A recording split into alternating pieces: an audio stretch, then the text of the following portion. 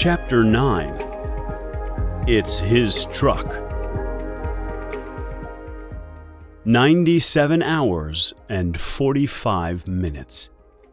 10:30 a.m. I don't want to look at my watch. When I did this last night, the time seemed to pass more slowly. I have a new idea. It came to me as I was looking at all the rocks around me. Why not find a hard rock and use it to break the boulder? There's one in a hole in the canyon wall above me. It is round and black. I reach up and pull it out. It's perfect, just the right size and weight. I hit the rock hard against the boulder. Little bits of stone fly into the air. It's working. I continue, but soon have to stop because of the pain in my left hand. I decide to rest for a while. Early afternoon is usually the warmest time of day. But today it's only 13 degrees. The coldest day so far. It also means that tonight will be the coldest night. Realizing this makes me want to do something while it's still light. The problem with using the black rock was that it hurt my left hand. But what if I tie a sock around my hand to protect it? I do this, and it works. By 6 p.m., I have taken off more of the boulder in 3 hours than I did in 4 days. But it's still not enough.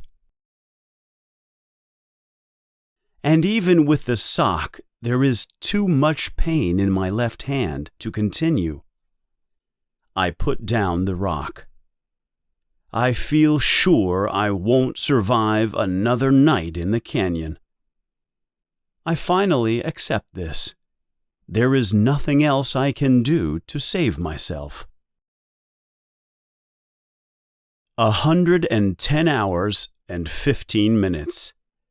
11 p.m. The canyon feels as cold as ice. I have been awake for over 100 hours. Another night of the sitting-standing routine will kill me.